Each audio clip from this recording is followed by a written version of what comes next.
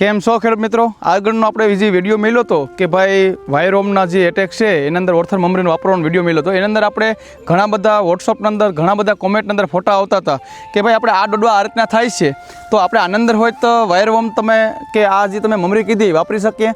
તો ખાસ કરીને ખેડૂત મિત્રો વહેલું તો એક કે જે પણ રોગ છે એની પહેલાં માહિતી લ્યો, કારણ કે આ રોગ તમારે ફ્યુઝેરિયમ સ્કોલારિસિસ અથવા તો આપણે જે જમીનની અંદર અમુક સમય રેસવું પડવું એટલે કે પાણીની ભરત રહેતું હોય અથવા તો વધારે પૂરતી આપણે જે ભેજવાળી જમીન રહેતી હોય એની અંદર અથવા તો આપણે જે ખરીવાળું વિસ્તાર છે એની અંદર વાયરવોર્મ છે, કૃમિ આપણે મૂંડો છે, આવા ઘણા બધા કારણો એવા છે કે જેને લીધે આપણે આ જે લાલ દાગ પડવાનો પ્રશ્ન અથવા તો આપણે જે ચિકનગુનિયા કહીએ છીએ એનો રોગ આપણે તમને દેખાય છે તમને. હવે આની અંદર આપણે ઓળખ કઈ રીતના કરશું? ક્યારેક આપણે વધારે પૂરતી કેલ્શિયમની ખામીને લીધે હોય તો આ વસ્તુ થાય છે.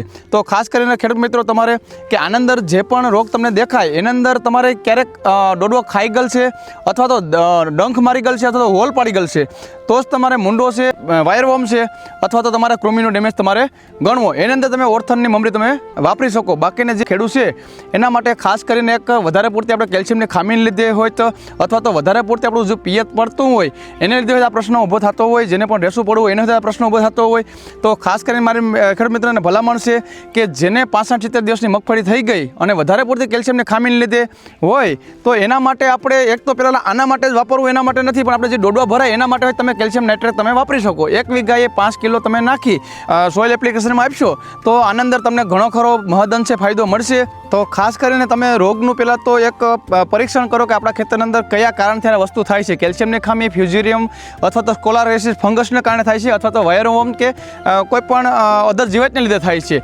રોગનું પહેલાં તો નિરીક્ષણ કરો ને ત્યાર પછી તમે કોઈ પણ દવા કે કોઈ પણનો ઉપયોગ તમે કરો, જેથી કરીને આપણે સારું એવું નિયંત્રણ અંદર લઈ શકીએ અને વધારે ખર્ચાની અંદર ન ઉતરીએ. તો અસ્તુ, જય હિન્દ, જય ભારત.